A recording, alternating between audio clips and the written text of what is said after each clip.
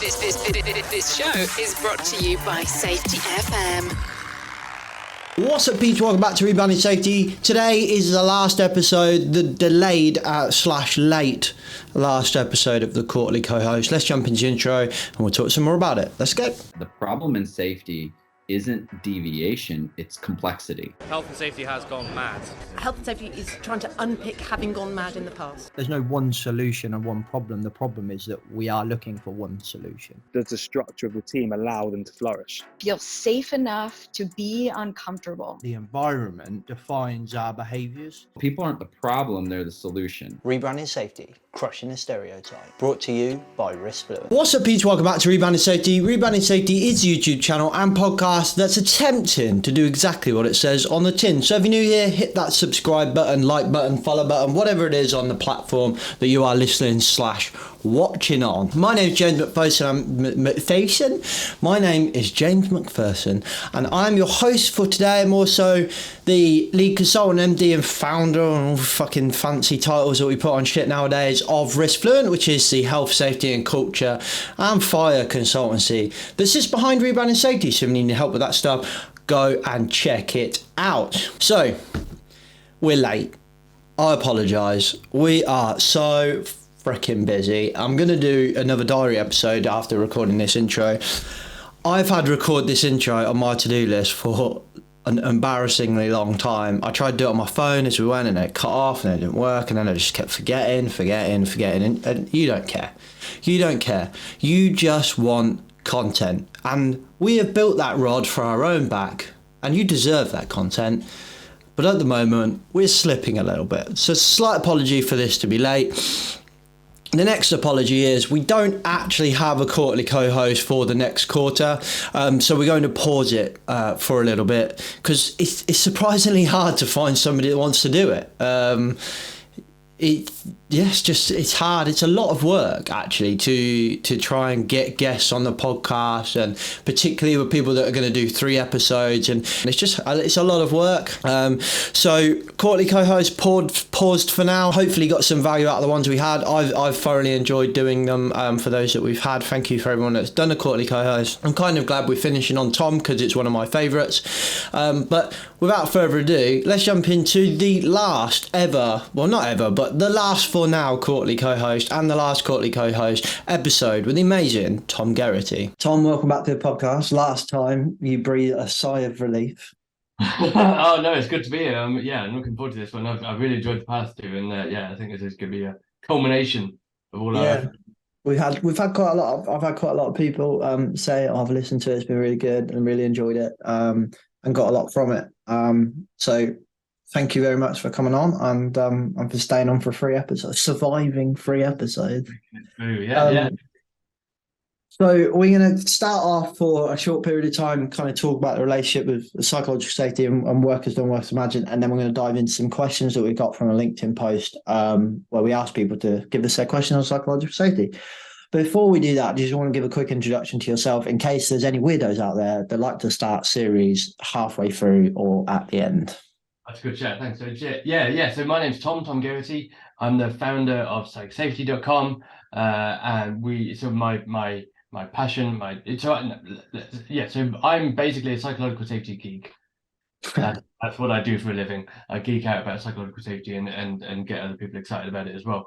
My background is in sort of originally scientific research and then technology, and to a roundabout sort of way I've landed here. Nice. So, workers done works imagined is a very kind of popular topic. But for those that don't know, it's kind of essentially a gap between the blunt end of the organisation, the boardroom, the senior managers, of how we think work is done and what problems we think they're dealing with and what solutions are working and not working and so on. And then how work is done, which is the reality, right? I think when we talk about this, from my company's point of view, when we talk about this, I think everyone talks about this from the perspective of a very big organization. Your BPs and these massive organizations. which is very clear that workers done, workers imagined is going to be. It's obvious, isn't it? Really, in a way, like. Yeah. How is Mr. BP have any idea what BP in London are doing? It's not possible. The sheer scale of it kind of a given. Yeah. I've seen this manifest in tiny organizations as well. Really small organizations, family-run businesses where the boss is involved. He's involved. He or she is hands-on. Really small business, and still have no idea that something was going on, or something was done in this way, or that was a problem that they experienced. I would argue, in fact, that a lot of the time, I mean, you could be an organization of one. You could be like just me. Like I reckon that the way I imagine I make a cup of tea isn't actually the way I make a cup of tea. Such a good point. Such a good point. Have you ever tried? I think it's the point say do thing that I think the Japanese train drivers do it, where you point it, you say, so if you were driving the car, you would point to the gear stick, you would say move to second gear, then you would move it to second gear. But you would also have to point at the clutch and say pressing the clutch all at the same time, right? If you ever do that, you really, I nearly crashed my car trying to do it once, honestly. And when you really break stuff down, it's really interesting. We're doing a lot of work at the moment with a lot of like smaller businesses that are, there's a lot of conversation about RAMs. I don't know if you've heard the phrase RAMs. Yeah. So risk assessments, method statements, and really common in construction, trade-based and engineering-based kind of roles. And there seems to be coming under a lot more scrutiny of late, which is good. So we're doing so much work around this. So I'm doing one recently, and it sent over a load of method statements, and it was like, turn up at tower, climb tower, do job, get down tower. Yeah. And I'm like, in your head, because you're a very competent person, you've been rigging and doing all this stuff for a long time, that makes total sense. And you're thinking it's riggers that are going to read this, so they'll know what I mean, right? They know how to climb a tower. Yeah, no. Well, on the day that they're not sure, on the day that they don't know, or maybe they climb a tower in a very different way to you. And I think actually, when you start really writing down how you climb a tower, you might as well go, oh yeah, well, I'm not sure I do it like that. And I think that exercise of kind of having to write an instruction on process is really helpful as well. But yeah, very true. I think maybe we all suffer from workers done, workers imagined in our own way. Yeah, exactly. I don't think, if you imagine, sort of illustratively, if you imagine these two different things, in some contexts, they're really far apart. There's almost no overlap sometimes in some contexts. And in other contexts, like me making my cup of tea, like the gap is like the overlap is huge. There's only a tiny difference between workers imagined and workers done. But in groups, in teams, and particularly where the person who, for whatever reason, needs to accurately imagine how work is done. Maybe they're writing a policy for it, or maybe they're doing assessments for it, or maybe they're just trying to improve the way work is done, right? So maybe they're trying to do some efficiency work or something, whatever it is. Maybe recruit more people, whatever it is. And somehow they've got to understand how the practitioners do the job. Yeah. And that's where it all gets interesting. That's where it gets challenging, right? Doesn't it? Because there's so many reasons why trying to get the practice out of someone's head and into another person's head. Fundamentally, you're never going to get like a 1-for-1 match. You're never going to get a complete perfect overlap between those two things, because there's always going to be differences. These people are maybe experts. This person might not be an expert. They might have done the job before. They might have done it 10 years ago, but they might have never done the job. So they might be a layperson.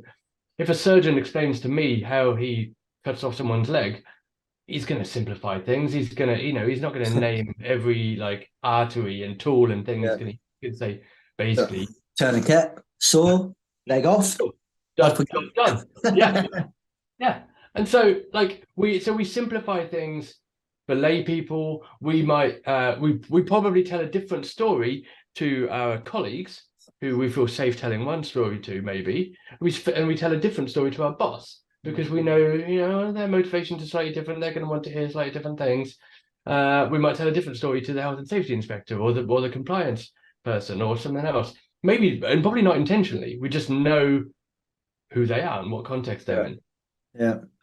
And so, have you seen any of Stephen Shorrock's work off the back of this? So he breaks this down a little bit more into the four. What do you call the diagram when you have the circles overlapping and shit? Like a kind of Venn, like a multi-Venn. Yeah, like a multi-layered Venn. And then I don't know if you've been keeping an eye on his LinkedIn. He's doing this like quite cool little album cover thing. Yeah. And I kind of don't understand it, but I like it. Exactly. That's kind of where I am with it. I'm like, there's nowhere near enough information in this, but I fucking love it. Like, keep doing it.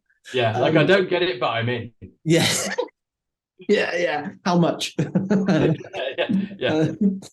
But he's I've noticed just now as I'm saying it and I'm looking at one of them, they've all got QR codes on. So maybe there is some more information if you do on that. But he's done one for Workers Done, Workers Imagined, and it's actually added more layers, I've noticed. Yeah, so there's 4 things in there. So there's Workers Imagined, Workers Prescribed, Workers Disclosed, and Workers Done. Yep. And I love this because so yeah, in fact, let's dive into each one of those, because Workers Imagined is how we think people do the work, either how we think other people do the work or how we think we do our work. Like, it's just how we imagine it is. Workers Prescribed is like how it's written down, how it's like how it should be done, like the policy or procedure or whatever rules and all of that. Yeah. How it's disclosed is the conversation we have, how we describe the work as it's done. And that's interesting. And that's what it's just saying. Like, we describe it in different ways to different people in different contexts. Yeah. And how the work is done is how it's actually done. And that's like the one that's kind of impossible to actually describe in fullness. Yeah. And then we've also got to one I've just having I like the album thing because I can literally just look at the one, like, takes me like 2 seconds and I'm like, and then it sparks my brain a little bit. I feel like if you didn't have the pre-work before, like if you might look at this and be like, what the fuck? But I love it. And I'm looking at it and that was one of the first things I noticed. So on here we've got so normally there's the 4 and now there's 9 on his new album. So on his new album, fucking hell, what are we talking about? Yeah. On his album approach, whatever we want to call it. So there's 1, Workers Imagined, 2, Workers Prescribed, 3, Workers Disclosed, 4, Workers Analysed, 5, Workers Observed, 6, Workers Stimulated, 7, Workers Instructed, 8, Workers Measured, and 9, Workers Judged. There's a hell of a lot more layers to it now. My new response is, fucking hell, it was hard enough to explain before. Now it's like really hard. But I know. To be honest, I think this comes back to my old. I can never remember where I first heard this, but the old all models are wrong and some are useful. Yeah. I don't know who says that, but I use that all the time. Yeah. All the time. Yeah. Because this is kind of like all models are workers. Yeah. Imagined or very true. But they're all wrong because they can't be completely accurate.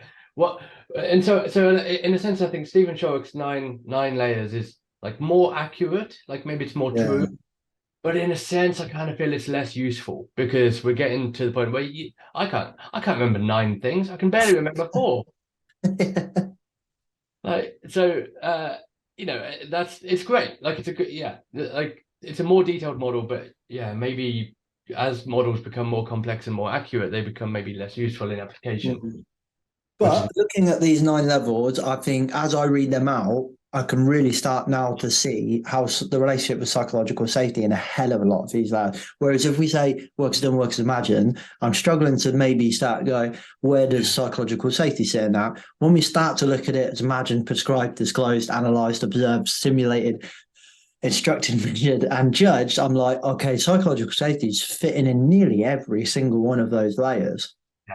Exactly. Because how are we gonna, like, so let's say we're interviewing someone to try and find out how the job is done, and if we're in an environment where there is a lack of psychological safety and someone's afraid that if they admit to not following the procedure, there's gonna be consequences, career consequences, financial consequences, whatever.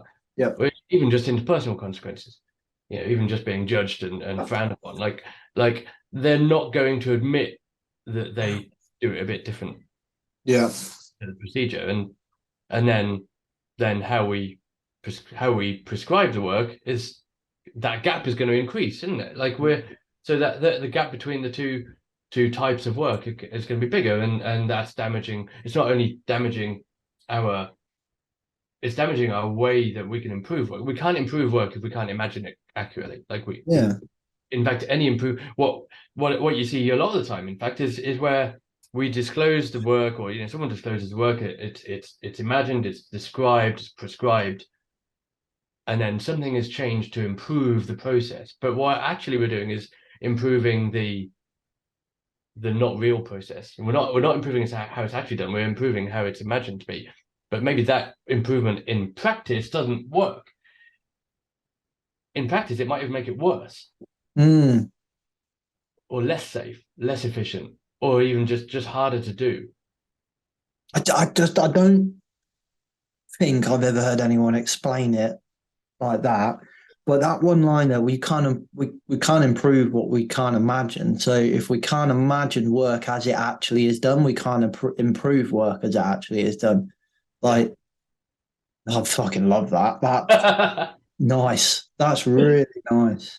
Yeah. I think, well, if you look at the prescribed thing, like, and I'm just thinking about my own experiences. If prescription is me telling somebody how I want to, I'm prescribing how the job is done. So I might be like doing that verbally as an example. In this one, I'm prescribing to you, Tom, how I want you to do the work. And I'm your boss. Hierarchically, I'm your boss. Yeah. But you're a really dominant character, and I'm actually a little bit scared of you. You're 7 foot tall, built like a brick shithouse, and you do Muay Thai in your spare time. And sounds like me. People listening and not watched any of this have got such a weird picture of you now. And I mean, you've had a couple of run-ins, and you've won those run-ins a few times. And maybe to add more complexity, you're also really good friends with my boss. Yeah. You're now a very, very intimidating character, and it's my job to tell you how to do your job. Yeah. I've got prescribed to you how to do your job. I guarantee how I prescribe it to you versus how I prescribe it to Steve over here, who me and Steve get on like a house on fire. Steve's going to get much more detail than you are. Yeah.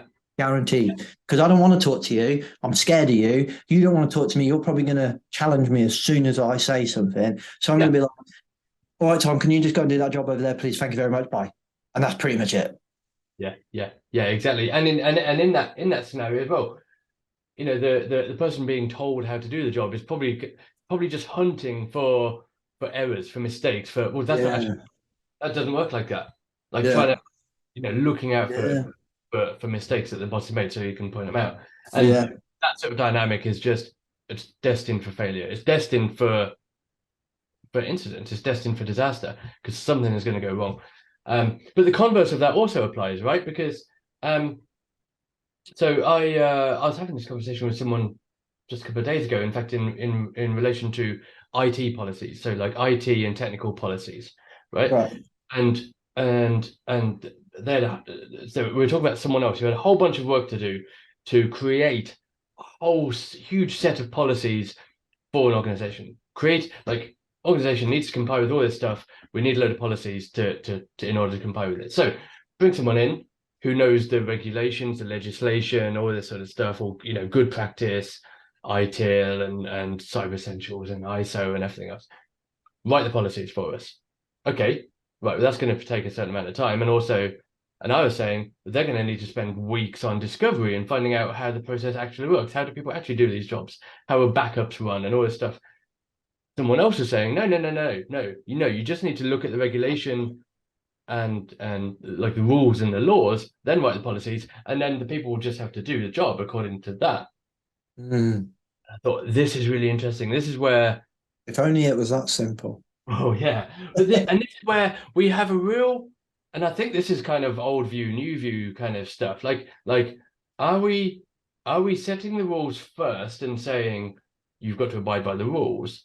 Or are we looking at how the work is actually done and then highlighting any deltas or differences between how it should be done and how it's done in practice, and then thinking, okay, well, maybe it's done it probably is done in practice for a good reason, for a bloody good reason.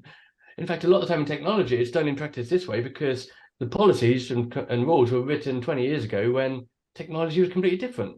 Now we're in the cloud, and people don't have backup tapes anymore, and so if the policy says backup tapes need to be kept on a different site for 41 days, well, I don't have backup tapes. I don't know what to do. I mean, that's really interesting actually, because my initial response was like, it depends on the rule. So so I think my head went straight to like UK legislation. Yeah. Excuse me. UK legislation for safety. I don't know anything about IT. Turn it off and turn it back on again, see if that works. It's pretty much my extent. But my initial my mind went to like safety legislation. I was like, okay, do we do that? Could we do that? Blah blah blah. And our rules are like really broad and vague, and goal based is the technical term. So you couldn't go up to the worker and say, do that as reasonably and practicably as you deem possible. Like, you just couldn't do it, could you? Right? No. So, okay. So I was like, health and safety at work, not a good example. Noise at work regs, good example. Quite clear and prescriptive. This level, do this. This level, do this. Quite clear and prescriptive. Doesn't work in the arts industry. Does not work in the arts industry. We had Dominique on the podcast. I talk about this a lot, but had Dominique on the podcast like 2-3 years ago, talking about her experiences with a case with the Royal College of Arts or whatever I can't remember. No, the Royal Opera House.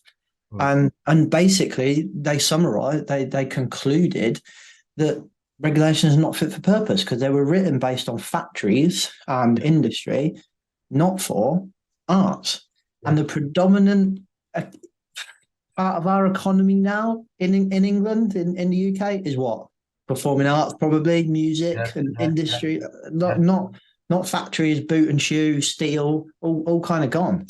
Yeah, well, and this is really interesting because this is where I learned a lot of. This is where I cut a lot of my teeth on this sort of subject, because I used to run technology at the Nottingham Arena. So it's like a 10,000-12,000 seat stadium, ice rinks and retail shops and everything else. But we'd be putting on gigs through gig season. It'd be gig every night, and we'd have bands like Rammstein with and like pyrotechnics and just insane levels of noise. And that's like, and we'd have earplugs and ear defenders and stuff because we're doing it night after night. One thing to go to a gig on one night and wake up with ringing ears the next day, but if you're doing it every night, you're going to be in trouble quite soon. But of course that sort of, in terms of like health and safety at work, noise regs, it's not compliant. Not going to work. I feel obliged here to tell a little story, to shout out to a local gig venue, because now, I didn't know this, but now it's a legal obligation apparently for bars and venues and anywhere that plays live music to have hearing protection behind the bar. Never knew that. I don't know what regulation that's gone in, because if it's in the safety regs, I missed it. But I didn't know. But my brother-in-law, my wife's family, all musicians, a lot of them. Yeah. My brother-in-law does loads of this stuff for his work. We went and watched a gig together, me, my wife, father-in-law, and brother-in-law. And I was like, oh shit, I forgot my fucking hearing protection. I'm hard of hearing already, so I've got 2 hearing aids on at the moment. I'm proper deaf. These are new, these ones, and I've only just realised how fucking deaf I am. When I put these new ones on, I used to only wear 1, I've got 2 now. I'll put them on. This was only yesterday, and I was like, why is everything so loud? I was like, oh my God. Like, I've got an envelope, like a brown paper envelope, and I'm like crumpling it up and like, oh my God, it's so loud. Oh my God. That's how deaf I am. So when I go to a gig, I take it quite serious now. Ironically, when I was a kid, I didn't. But I'm like, I will always take my hearing protection with me, and I just put them in. Yeah. And I was like, shit, I didn't bring any. We're fucking watching an AC/DC tribute or something, I think. So I'm like, this is going to be loud. And Theo, my brother-in-law, was like, they'll have some behind the bar. So I went to the bar and said, got any hearing protection? And the guy was like, 1 second, I'll have a look. I'm not sure we do though. Went up, no, sorry, mate, we haven't got any. I was like, okay, no worries, whatever.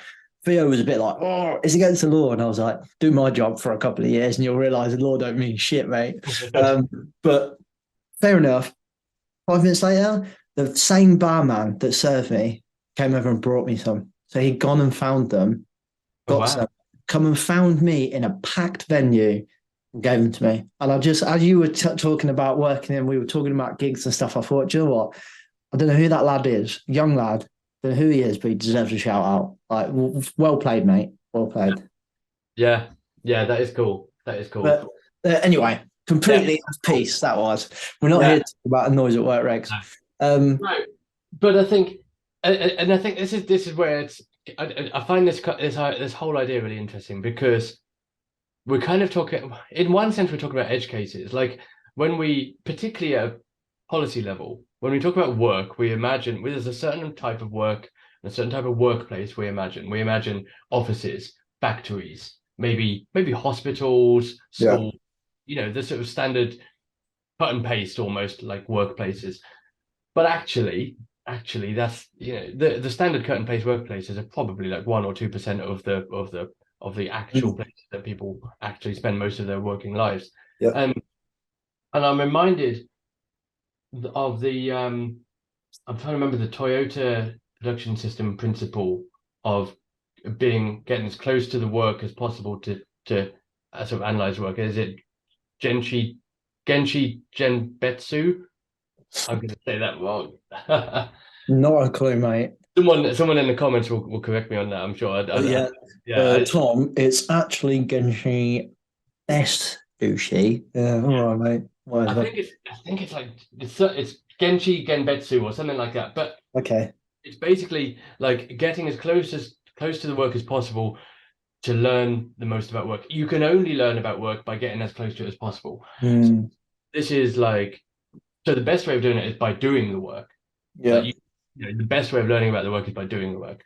Second best way is observing the work and interacting with the people doing the work. And then probably third best way is like asking, like after the work, asking someone to describe to you how they did the work. And then you've got sort of degrees of distance. And this was all Taiichi Ono when he was co-creating the Toyota production system. But there's an example of he himself kind of neglected to follow this principle at all times. And there's an example of when he was trying to make a production line more efficient. So he instructed some workers to operate 2 machines at a time. I can't remember what kind of machines they were. He instructed workers to operate 2 machines at a time when they were used to only working with one. But they had to slack time because they'd have to make the machine do something, wait for it to do the thing. Right. So he perceived this slack time as kind of, well, that means you can operate 2 machines at once, right? Yeah. But actually, these machines are really complex to use. You've got to keep an eye on them in case something goes wrong.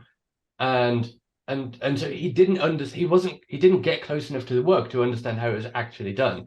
And this really riled up a load of people in the factory because they were told to do a job that was not the way it should be done in practice. And it kind of goes against the whole principle of the people closest to the work best understand how to do the work. Which is part of another one of the principles. I think maybe the same one. Yeah. Interesting. What? How are we doing for time? We've got some big questions. I was going to ask. I'm going to send us down a bit of a rabbit hole there, but I'm like, yeah.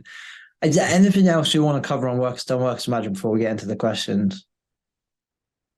Let's get into the questions. Yeah. I am interested in your rabbit hole. You can't plant that seed and then just. I'm not sure it's related. And we might end up going down a really big rabbit hole. There's a lot of phraseology that comes out. There's a lot of one-liners that come out of New View. There's a lot of one-liners come out of everything, right? But there's a lot of one-liners that come out of New View and Hot. One of the things that have come out of it is this, what you just said, is that there's no one that understands work better than the people doing the job. this seems to have evolved into there's no one that understands the safety of work than the worker doing the job. I think that's a misinterpretation. I think I've misinterpreted it myself. I think I vaguely remember me saying that as well. Like, if you want to understand the risk and hazard, go talk to a person that's exposed to those risks and hazards. And I think I have got that wrong, because I look at this now and I don't think that's right, actually, because I think they understand work. I think they understand how the work is done better than anyone else, because they do it 100%. I'm telling you now, I could stand in a workplace and fucking show you that 90% of people know 10% of the hazards that they expose themselves to. They really don't understand them. And if you were just to start to talk about the health hazards and health risks, like, no one understands construction dust, appreciates the risk of construction dust, the welding fumes, anything like that. There's a big thing going on TikTok of like people welding really nice joins, and every single one of them, no one's wearing RPE at all. And there is not this understanding of hazards. So I think that the worker understands work. Not sure they understand the risk and the hazards and safety of work. Exactly. And I think this is because work, like safe work, is when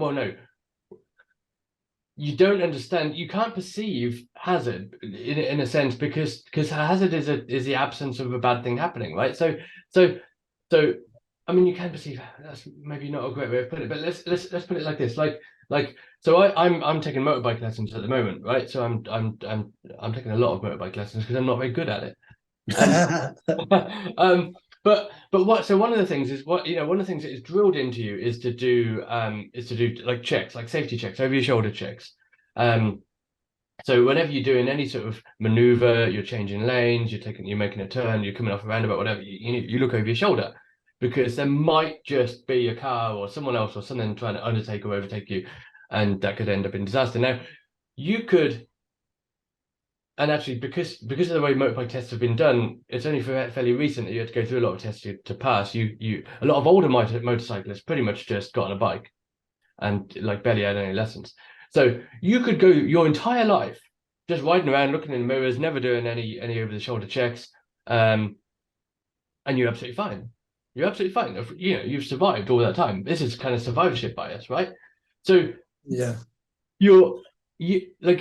yes, they might know how to ride a motorbike really well, but they don't necessarily know how to do it safely, because they've never had that bad thing happen to them. Frankly, if they'd had that bad thing happen to them, might not even be here. So you've got to have someone who understands the risks to say, by the way, you should be looking over your shoulder, because one time in a million, there's going to be a car coming around there, and you'll die. Yeah. And so if you've never been exposed to it, you don't really understand. And that fundamentally is the issue with the health risks, in a way, because you don't know it until 10 years later when you get diagnosed with cancer or whatever it is. Exactly. It's invisible, and you don't know the risk, because the risk is later on, and it might just be like a few seconds after the thing. Like if you don't look over your shoulder on a motorbike, or like you say, 10 years later when you've inhaled all the welding fumes, and you get cancer or something. And interesting, psychological safety plays such a big part in that, because that requires somebody to be able to bring awareness of that problem, and it be a positive interaction. So I really struggle with this concept of like, don't walk by, stop people if they're doing stuff, because and this is quite a bit controversial. I'm not sure that I know there's a lot of people that don't agree with me. Unless you have a good presence of good psychological safety, like a nice culture within your organization where people are used to being challenged and comfortable being challenged, it never, ever results in a positive interaction, ever. Lads, while you're working on that ladder, it's not tied off, no one's footing it, and you're completely unprotected. You need to get off that ladder, please. Come down, get off the ladder. What fuck are you supposed? What am I supposed to do? I'm going right. That's normally how it goes. And I just think I don't know many workplaces that have a good presence of psychological safety that enables you to go up and stop people doing work and say, "Did you know?" Because it's a really hard thing to do. It's a really hard thing to do, and like exactly like that. And it requires a certain degree of pre-existing, like the foundation of pre-existing behaviors and cultures and expectations to almost explicitly to have an agree that this is how we're going to interact. I like consent. If I'm up a ladder, I consent. I want you to point out if you spot me doing something dangerous. I want you to do that. I encourage you to do that. And for the people who are doing that, for the people who are pointing it out, oh, you haven't tied the ladder off.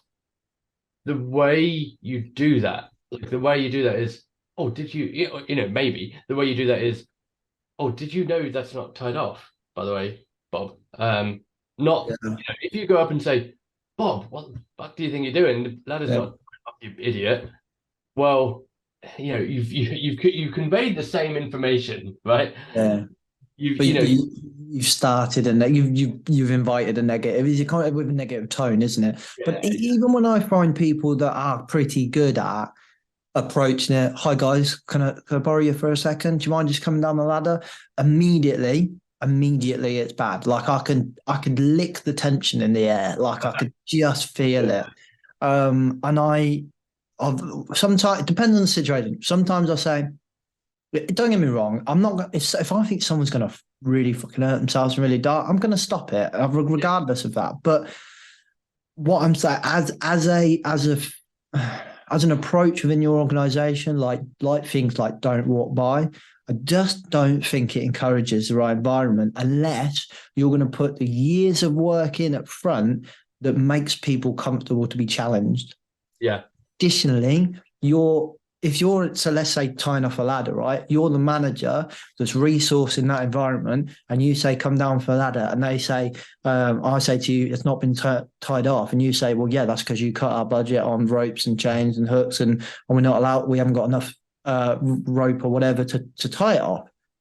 As long as I'm also comfortable to receive that feedback, which most of the time we're not. So what normally happens is all focus on that person's behavior. There is no consideration to the wider context. And it just becomes another vote towards a toxic blame culture environment where the employee is just, it's their fault, their bad behaviors all the time. Yeah. And I just don't think it helps whatsoever. No, exactly. It comes back to a blame culture, and then sort of, I was going to say individual responsibility, but that's going to come off wrong because we do have individual responsibility, but we also have to recognize that we exist in systems, we exist in socio-technical systems and systems of work and everything else that we are in charge. Yeah, we have agency, but we're restricted and influenced by everything going on around us. One of the things you said just there was really interesting because it reminded me. So I also do a bit of bouldering and climbing, and there's a climbing center near me. And a few years back, I remember I was having a go at one of my first goes at lead climbing. The lead climbing, I don't know if you've ever had a go at it, but so you're climbing up. So there's safety, there's hooks like carabiners fixed to the wall, right, all the way up. But you climb up with your own ropes. So as you climb up, you're then clipping into the carabiner as you go up. So at one point you might be a few feet above the safety. Yeah. And at one point you might just be about, you might be just at the safety at the next one. Yeah. But like your most dangerous point is when you're clipping on to the next one, because just before you do that, your safety point is as far below you as you can get. So if you fall, you're going to fall that much and that much again before the rope gets tight. Yeah. It's scary. It's really scary. But and I'd made a mistake. So I'd got up to one point and then looked down, grabbed the rope, but accidentally got the wrong bit of, like the down bit of rope, hooked down to the carabiner, which meant that basically I'd have like an extra double section before it got tight. If I fell.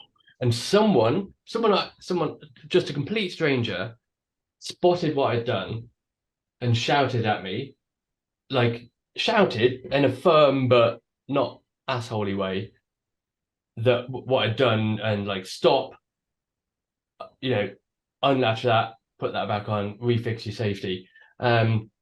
Because they spotted, but because and what was really interesting, and my point is that climbing center, the vibe there, the culture there was very inclusive, was very friendly and kind of collaborative and stuff. Like you wouldn't know most of the people there, but everyone would always help each other out because the culture was set like that. It was explicitly set like that, and I think that's really powerful. We don't have to know people necessarily. Like, it helps, but we don't have to know people in order to have that sort of culture. It can be. How did you react, Tom? Sorry, I interrupted you there, but how did you react, and how did you feel in that instant where someone had gone stop and you realise it's you at the top of this? That there must have been some interpersonal feelings there. Oh God, yeah. Like I felt like, first of all, I felt stupid,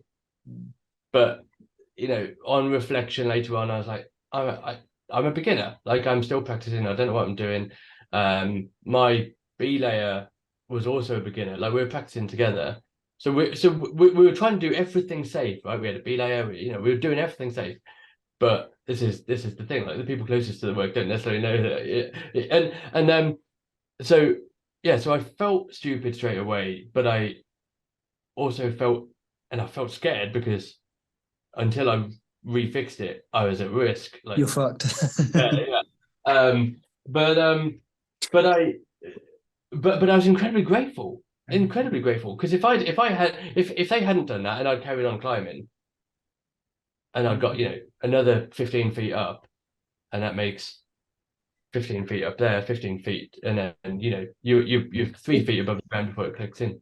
I find this fascinating because when we talk about safety in the environment of a hobby, we typically take it more serious. I think personally, we typically take it more serious than we do when we're in work. Yes, that's a good point. Yeah, I think we take more personal responsibility. So I do martial arts, right? So I do Brazilian jiu-jitsu. Not long. I've only been starting that, but I've done martial arts for years. But I've always wanted to do BJJ. Yeah. Those that don't know what BJJ is, like arm breaking, choking people out. Like, you're getting arms between your legs and you're trying to snap their arm, but you're not actually snapping your arm. There's like this unwritten rule. Don't get me wrong, it's martial arts, so you're always going to get the odd dickhead. But it's an unwritten rule. Like, none of us are here to rip each other's arms off and crush each other's throats. So there is this kind of like, it's this kind of like thing where like you put a like, let's say an arm bar, right? So I've got their arm coming the wrong way round. It's upside down. So the underside of their elbow pit in a way is pointing upwards to the air.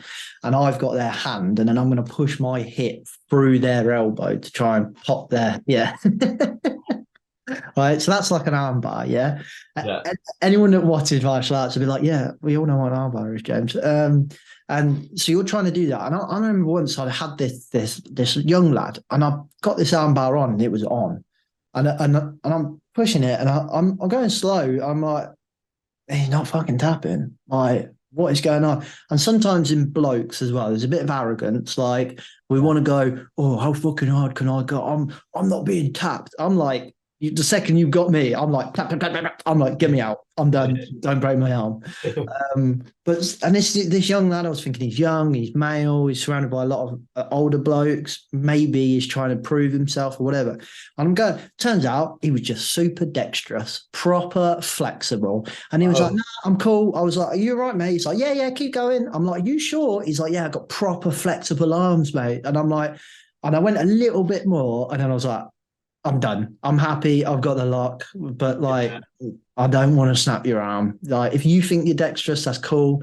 But there is this, and I've had people do that with me, where they've got me in something, and I've made a noise or something, and they stop and they go, "Are you all right?" And I'm like, "Yeah, I just coughed. Sorry." Or something like that. There is this unwritten rule, and we take it very seriously. I find it really interesting. If I was in work, I'm not choking people's out of work, but like if you're at work and you say to someone you haven't tied that ladder off, they don't feel that sense of respect and thanks that you described, where they go, "Oh, yeah, thank you. I could have really hurt myself, fell off that ladder." I don't think people think that. No. I think people go, "Fucking health and safety." Yeah, and I think that's an interesting point, and because my other hobby is, well, one of my other hobbies is mountain biking, and mountain biking is obviously, so you wear helmets, you wear knee pads at least, gloves and stuff. So there's protection stuff, and it kind of almost seems weird, like you're throwing yourself down a hill and you're riding around in the middle of the mountains and stuff. And you're doing something sort of inherently risky, but you're also trying to sort of mitigate that risk by wearing stuff and doing stuff. And so two things come to mind. One is that when, like, almost, it's an unwritten rule, but it is an absolute rule that if you come across another mountain biker by the side of the trail who's like stopped, sitting down, maybe they're fixing a bike, you always ask, "Oh, you okay? Do you need anything? Is there anything I can get for you? Like, whatever." You always ask. I do road biking in the summer. Right. I don't do it. I don't do it in the winter. I'm not that kind of weirdo. And it's the same. It's the same. You got a puncher. You're sitting down the road. Even if you're just having a break because you're unfit like me, they will just slow. Everyone always asks. Yeah, you're right, mate. And I'm always like, "I'm fine, just unfit." Yeah, exactly. And I think there's this culture, and it's just like that climbing culture. Like we've never met each other. We're complete strangers, but we sort of feel safe to ask that and suggest that and ask, "Are you okay?" Because there is this sort of social contract that we've written already. But like we haven't like written it, but you know what I mean. Yeah. Where does that come from though? Like, and why doesn't it exist in work? I think this is the interesting question, because maybe it's because we're drawn to our hobbies and we're sort of doing them voluntarily, and we're sort of not doing work voluntarily. Do you think hierarchies play a role in it as well? There's not really there is in martial arts, there's a hierarchy, but cycling is not really a hierarchy, is there? And like, I don't know, maybe there's like a social hierarchy, but like there is no. There's a collectivism. There's a collectivism to hobbies and things like mountain biking, cycling, climbing, surfing. I know is the same. Like surfers will, if they see someone in bother, they're straight out. Yeah. And most sports are the same, and any sports with any degree of danger.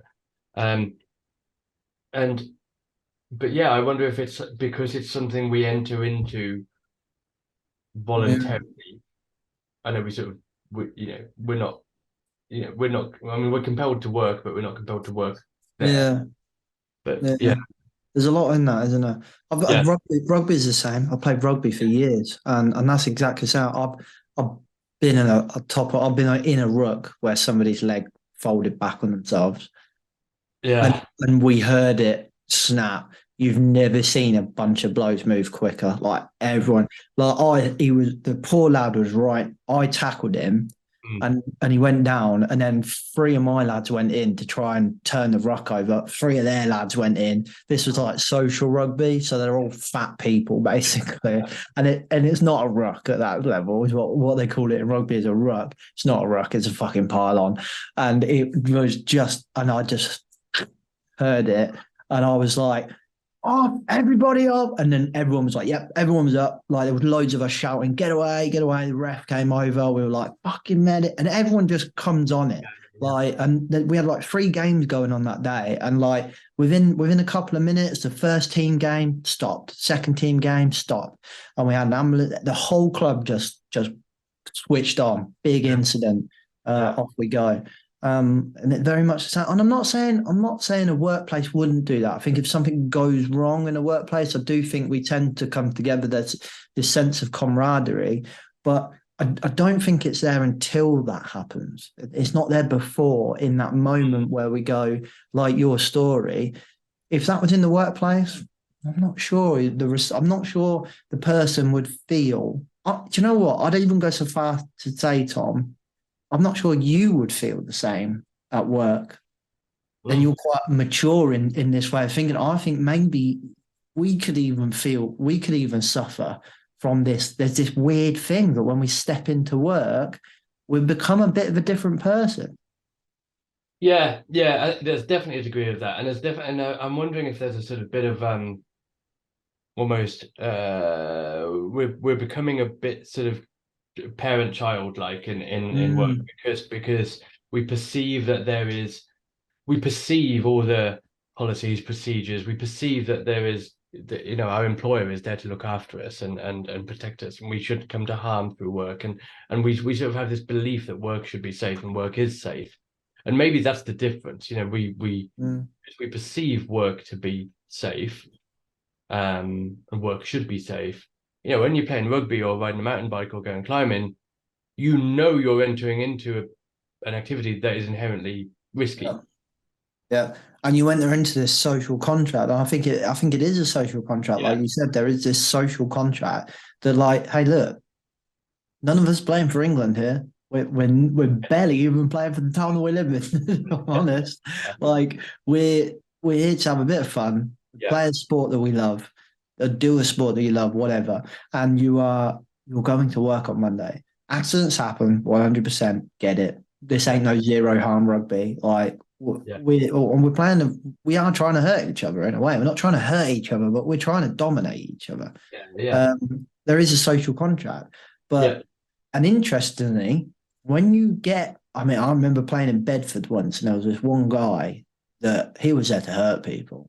And a few people fouled, had a few scraps going on. Do you know what? Both teams kind of came together and was like, you need to piss off, mate. Like, even his own team were like, you need to piss off. And because there's a social contract, like, we're not here to, coincidentally, I can speak first case of this because the guy punched me in the face and knocked me cold out. Cold out. I was gone. Wow. Like, it was a little bit of my own arrogance as well, in that he was coming to smash me basically, and I stepped him, and I was like, and I made a noise or and wound him up or something. So he just spun around and went bang, and I went gone. I was gone. Got proper sparked out right on the chin, and yeah, he was got red card and off, and even his team were like, yeah, you need to back off, mate. So there is this social contract that we go into, this camaraderie where we're looking after each other. I just don't see it at work. Well, yeah, and I think this is the thing, and we should get to these questions now, because I think the social contract point, and that, because a lot of my work, a lot of the work I do, is around creating implicitly or explicitly the social contract for a team, for an organization, for whatever it is, and that is, like, coming back to psychological safety. The social contract is such a foundational element of psychological safety, because without it, we don't know what's safe to say. We don't know what's safe to do or speak up or question. We don't know where the boundaries are. So, yes, it's absolutely fundamental.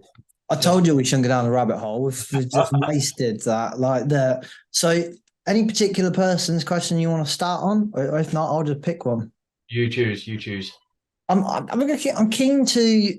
I'm trying to find one if we've got one that flows really smoothly off of. I'm going to start with Victor Tyler, actually, at the bottom of my page, not for any reason. So Victor Tyler has asked, the practice of safety seems to have proven that directing/controlling an individual's behavior is exceedingly difficult. It's the same true of an individual's feelings. Behaviors are at least observable. How does one measure the efficacy of efforts to build psychological safety? Is feeling safe to speak up or report the only measure? Yeah, so it's a good question. I'm trying to sort of get all the parts in my head in the right order. So controlling or directing an individual's behavior is exceedingly difficult. I think that language itself is quite interesting. Is the same true of an individual's feelings? Well, no, like we definitely can't control someone else's feelings. We can influence someone's feelings. We can certainly, we can even knock people out. Our behavior, what the things that we do can definitely influence how people feel. Yeah. But we can't necessarily control it. We might say something that we think is going to make someone happy, but in fact, it makes them sad. Behaviors are observable, yeah. How does one measure the efficacy of efforts to build psychological safety? Is feeling safe to speak up that would put the only measure? So I think one of the interesting things is that we can ask people if they feel psychologically safe. We could do that. We could say, how safe do you feel to speak up, ask questions, raise concerns? Maybe we ask separate questions and gauge their response. Well, and that we could do that, but the part of the problem is, well, there's a couple of issues there. One is that the presence or absence of psychological safety will influence how they answer that question. So it's kind of a bit of a catch-22 almost. Another point is that doesn't tell us what to do. It doesn't tell us what's wrong or how to fix anything. It doesn't tell us anything about the context. We have to ask another question in order to know how to remedy it. Another point is that psychological safety isn't the goal. Like we're not striving. Psychological safety is a nice thing to have for sure. Like we want it. Like we want to be happy. But psychological safety in an organization or a team is not the goal. The goal of a sports team is to win the competition. The goal of a business is to make money or something like that.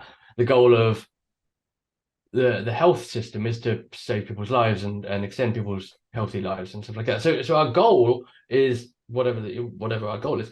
Psychological safety is the vehicle through which we can help mediate and affect that. So I would say if we're trying to measure the efficacy of efforts to build psychological safety, one of the ways in which we do that is to measure our effectiveness towards the goal over a decent period of time, because there are other ways in which we can achieve that goal. Like we can achieve a goal in the short term through fear. We can punish people and create dreadful consequences if people fail to meet their sales target, for example.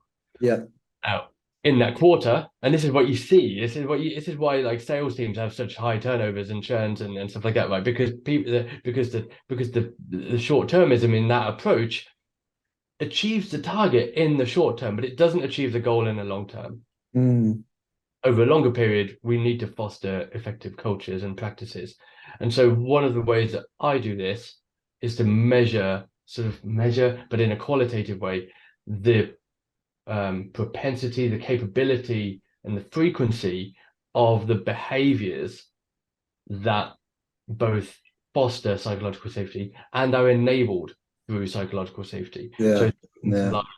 Things like learning from mistakes, reporting incidents, learning from incidents, the capabilities and practices that we use as a team to take an incident and go, okay, right, what can we learn from this? The better the team is at that, the better we're going to achieve our goal. And like you can see through that practice whether psychological safety exists in the room. Now that's not our goal, but we can see that that's at work there. I also think, because what you kind of said there, that kind of quantitative measure of the qualitative measure, of the behaviors or interactions or whatever that contribute positively to psychological safety. I kind of will talk to customers in a similar way when we talk about culture, and I would say, like, look, everything's a trade-off, right? So if you want to be a resilient organization, that means you're less efficient, because resilient is having loads of capacity to adjust and loads of slack, and efficiency is about being lean and just enough, just in time. So you can't be both. You can be one or the other. But there are some things in your organization that need to be resilient. There are some things in your organization that need to be efficient. So we don't want to be a resilient or an efficient organization. We want to be fucking both, right? So you're trying to balance the two. So the way is you kind of would describe the things that you want as your culture. So if you want to have a psychologically safe culture, right, as an example, I'm not a massive fan of the word culture, but let's just go with it because everyone knows it. Yeah. Psychologically safe culture you want in your organization. Okay, fine. So let's identify the trade-off of that, and let's identify the behaviors that fit under each one of those trade-offs.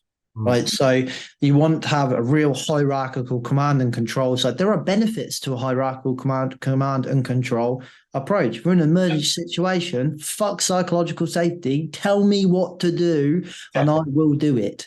Yeah. If we're trying to improve and evolve, then I want a democracy. I want some different opinions and stuff.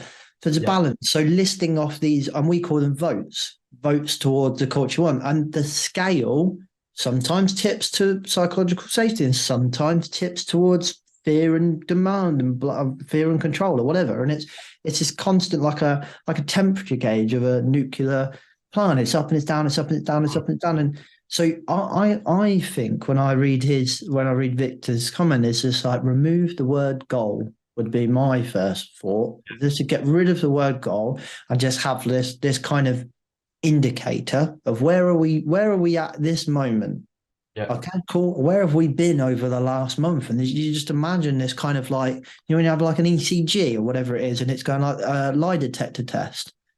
Kind of going like that. Like if you're only deviating a little bit and you're just bouncing where you want to be, then that's great. But if you're starting to see a load of peaks and you're coming further and further away from the line, that's how I'd like to see us measuring organizations and risk and things like psychological safety that are harder to manage. And I'm also not a fan of having a goal. Like, even if we're going to talk about resilience, like, we're a resilient organization because we're at level 5 of the resilience ladder. Like, cool. Well, is he going to fucking stop now? Yeah, exactly. And I think this is so one of the things that chart that you described, the sort of wavy line chart that it maybe is trending up. So that reminds me of statistical process control, which is another kind of the operational research things that I'm really geeky about. But I find that really interesting because this kind of comes into common cause and special cause and Deming's stuff, and like what we're looking for is a common cause effect through the organization that we can continue to drive increasing psychological safety. Those spikes might be special cause. They might be one-off events that damage or help us along the way. The other, I can't remember the other point I was going to make, but it was really good. That's cool. We're running out of time. We've got loads of questions anyway. We're not going to get through all of these at all. So I'm going to pick Carol's next. Carol McMullen has asked an interesting question. In Achieving Psychological Safety, Amy Edmondson, in her book, The Fearless Organization, discusses high-performance teams and being able to speak up at all levels and raise issues without fear.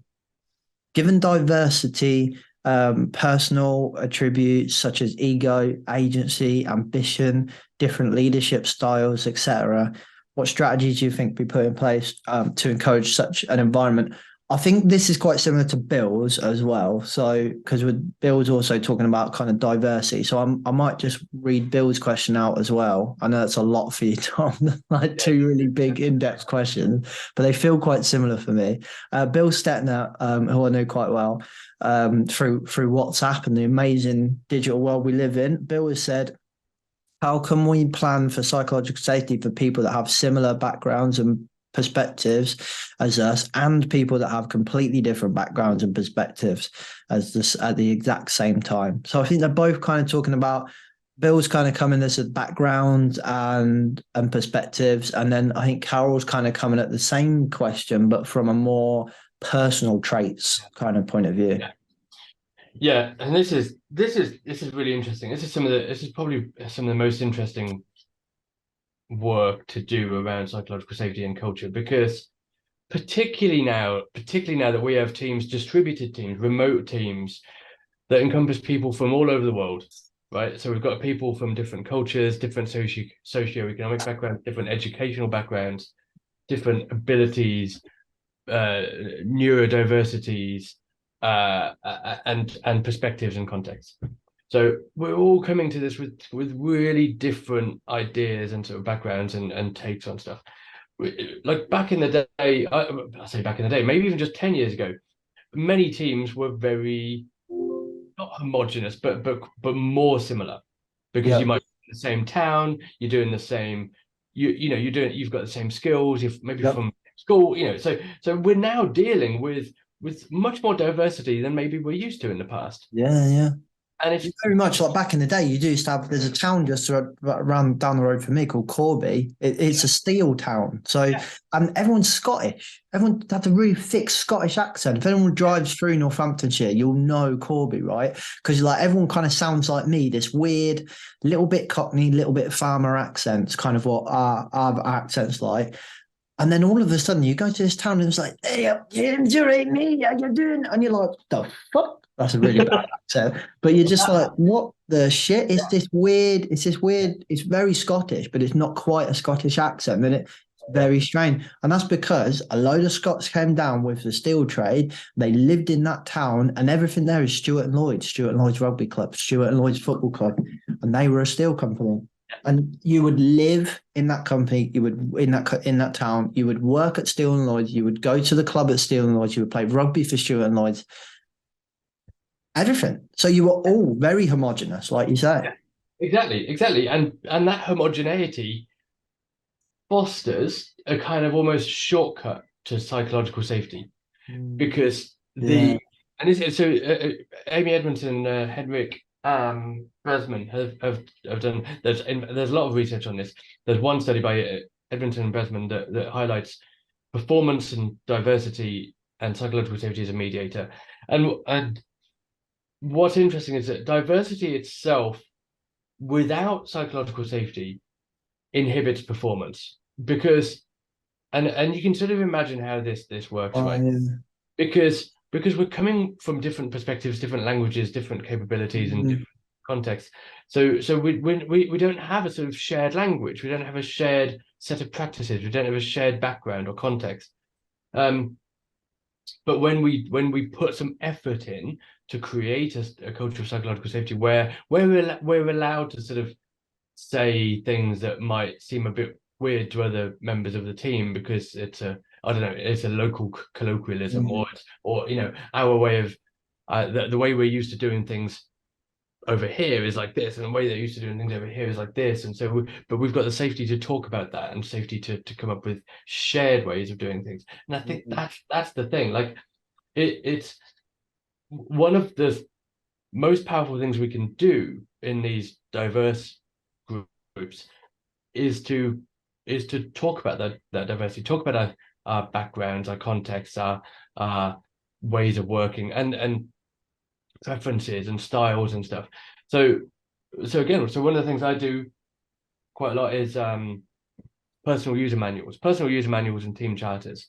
The personal user manuals, if done well, are a great way of sort of describing the way you like to work, the way you like to do things, when you like to work, how you like to work, what you're good at, what you're trying to get better at, all this sort of stuff. How you like to communicate, how often you like to communicate, whatever it is. And everyone starts sharing these and talking about them and having conversations about them. And they're living, evolving documents. They're not set in stone. And then we can use that same narrative and conversation to create a team charter, which is kind of like a social contract as well as a team charter. So team charter describes our shared norms, our shared behaviors, our shared expectations. And that kind of creates this bridge across the different perspectives and cultures. Wow. It doesn't try to squash them away. It doesn't try to sort of push them down or eradicate them, but it means that we can make best use of them and work with them in shared, explicit ways. And wow, that's amazing. I think that really comes into what Carol was talking about as well there then. So would you start to be able to highlight personal, you said about communication preferences, and like when you to find the thing that's coming to mind here actually when you're talking about that stuff and thinking about Carol's point on like our own personal traits, ambition, attitude, ego. You know the disc profiles and stuff that people do, right? That's very much what that does, right? Tells me what kind of I'm a C because I like loud socks or whatever the stupid thing is, or I'm Simba from Lion King and all of this stuff. Gryffindor. Yeah.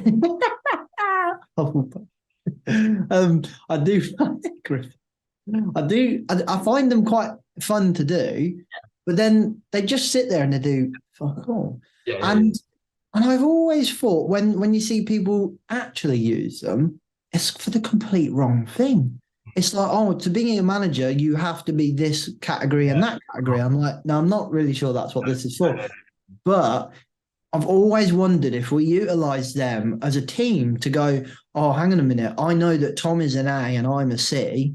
Therefore, I need to approach Tom a little bit different to how I might approach someone else, and Tom needs to approach me a little bit. I can feel like that's where they could be really beneficial. And that sounds a little bit like your team charter and your personal manuals. I have a bit of a beef with all these sort of psychometric and personality testing things, because part of it is that a lot of them are monetized and black boxy, and I don't trust anything where I can't see what the algorithm is making decisions about me and how it's making decisions. Yeah. So I don't really engage with that. My main personal experience with it was used to give me less of a salary when I get ahead of job. We were going to give you this. This is why we're not the top of the bracket. But after the psychometric, you need some work on being a manager, and I'm just like. Exactly, and this is why I got pretty good at gaming those tests. And oh, really? Yeah, because it's easy, right? So, but what's and so they're nonsense, because like this is gonna wind people up in the comments, I'm sure. But you've already pissed off shitloads of people by saying they're nonsense. I can hear them now with their pitchforks. But why ask for loads of proxies for personality traits instead of just asking people how they like to communicate and how they like to work? Like, I can write down in a personal user manual and have a conversation with someone about, I like to catch up with my manager at least once a week. I'd like to do a little report once a week, one-to-one catch up. I like to do one-to-ones outside the office environment because I want to get out of the office, maybe walking. I'm better at working in the afternoon than in the morning, all this sort of stuff. Like, that's so much more valuable than something that asks me some question that's supposed to have some correlation with some other personality type. Yeah. Have a conversation about what we want to do. Do you need psychological safety first to have that conversation for me to feel comfortable to tell you how I want to communicate, though? A bit of both. It's definitely a bit of both. Like if you were in an environment where you really had like very little psychological safety, then good luck doing anything. But definitely good luck doing personal user manuals, effective personal user manuals. But you've got to start somewhere. So this is why they're living, breathing documents, because as we have those conversations, as we share them around, and we don't always know ourselves well enough to like, this is work as imagined versus work as done, kind of. This is how I imagine myself to be versus how I actually am.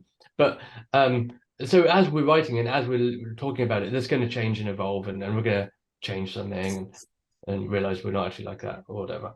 It's interesting. I really like the idea of it. I really like it. I feel like it requires. Sorry, I thought my hearing aid was whistling.